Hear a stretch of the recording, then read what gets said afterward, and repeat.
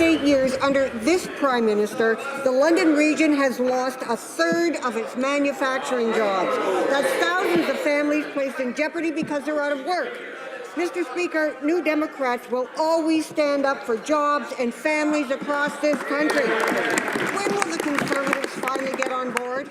And that was New Democrat, folks, Irene Matheson. She's the MP for the riding of London Fanshawe, attacking the Tories in question period in the House of Commons today. Good evening. I'm David Aiken. Welcome to the Sun News Network studios in the nation's capital. What you're looking at now are a bunch of NDP MPs from question period today, 7 of them, in fact, who all were taking shots at Stephen Harper and the Conservatives over the Conservatives' record on manufacturing jobs. What's the strategy here? Because if Stephen Harper's strength is managing the economy, he loves to talk about this stuff, why is the NDP throwing up essentially law balls to give the Conservatives the chance to talk about the economy? Let's put that one right now to John Robson. And John, I think the answer is they're not arguing with Stephen Harper. They're arguing with the guy in the corner of the room, Justin Trudeau and the Liberals. That's what the NDP is doing. I think, it's politics. Everybody's arguing with everybody all the time. But certainly the NDP are looking at the electoral map. They've got their 59 seats in Quebec from the last election. Great, very nice, kind of weird. But it's not going to get you into power. Nope. They're at 22 seats in Ontario. Where are they going to get the others? Knowing, again, that Justin Trudeau, where's he meant to get his seats? Well, everybody's got to win seats in Ontario. Trudeau's going to try and take seats from them in Quebec. He'll probably succeed. So they have to appeal to the kind of hard-hat Fred Flintstone guys who used to be the bedrock of NDP support. They need to make them think the manufacturing jobs are coming back. But I think there are 2 problems. One is this conjures up images of the NDP wanted to go back to the 1970s, which isn't very good.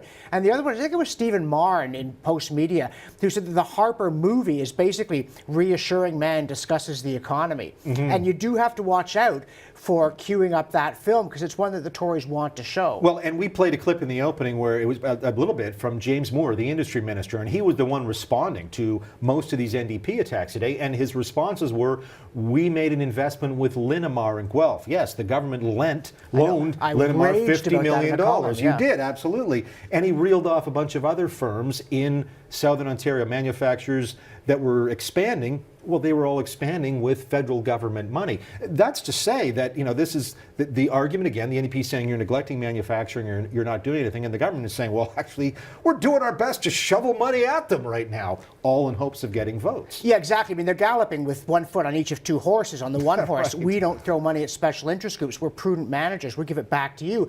And then the other one is, and we're handing out money in buckets to anybody who will possibly hold out their hat. And that's why I think the Trudeau attack is kind of weird.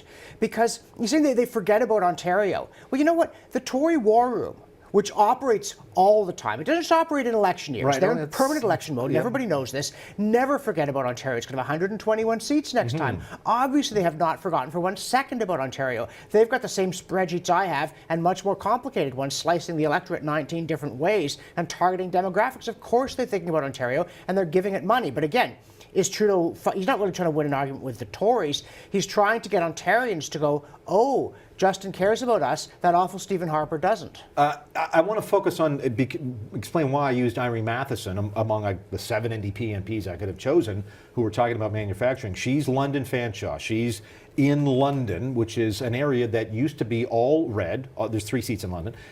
Used to be all red, and now there's 2 Conservatives and a New Democrat. And we think of all of southwestern Ontario, that's largely the story. It's all blue with a couple of flashes of orange. Just Guelph is Liberal red, and that's it right now. And so again, this is the manufacturing heartland where there have been lots of manufacturing job losses. A big deal with Ford in London just fell through today. Would have been good for 1,000 jobs. And so the NDP's solution is extending, they announced it yesterday, extending a tax credit on manufacturing equipment, the capital cost allowance, lowering the small business tax rate from 11% to 9%, and providing something amorphous and vague called an innovation tax credit for manufacturers.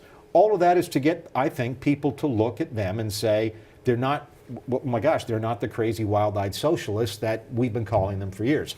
whether it succeeds or not, that's the big question. Yeah, and again, this outreach to small business. I mean, it strikes me as common sense. You walk down the street, you see a bunch of small businesses, and a lot of them, there's stuff like herbal remedies or organic food. Yeah, the people behind the counter probably are available to the NDP. That's not Scrooge and Marley, row after row. But the other thing, and again, I find this in a way kind of sad, because here at the NDP, you've got a very substantive leader, and the Liberals who have a leader that the NDP does not consider substantive, a helium balloon with a nice haircut.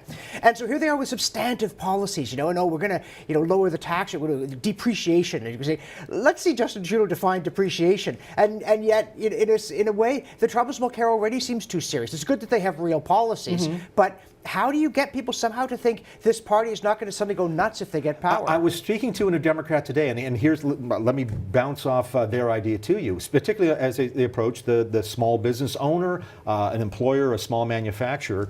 In a lot of communities, in this part of the Canada we're talking about, small town Southern Ontario, Chatham, Niagara Falls, Welland, things like that, the small business owner is very often very active in the local Chamber of Commerce. And at those Chamber of Commerce meetings, they're saying, that this guy Mulcair is he's going to lower our taxes. It's that little word of mouth stuff that the New Democrats believe can actually translate into support or in the kind of goodwill that says they aren't the crazy socialists anymore. We can trust them to run a government. That is really what they're trying to show, competence. Yeah, and that's shoring up a weakness, and Mulcair understands this. They've got to be the prairie socialists, not the Bob Rae. Right. A word of comfort to the NDP. Ontarians are vote splitters. They went massively for Kathleen Wynne's Liberals provincially, so they're not going to vote Liberal in large numbers federally. They can either go Tory or NDP. So the votes are there if they can reach out to them. Yeah, no, I'm fascinated to watch this. What the New Democrats are, obviously their mission right now. They've been stuck at 24% in the polls. They have to find a way to be, they're not worried.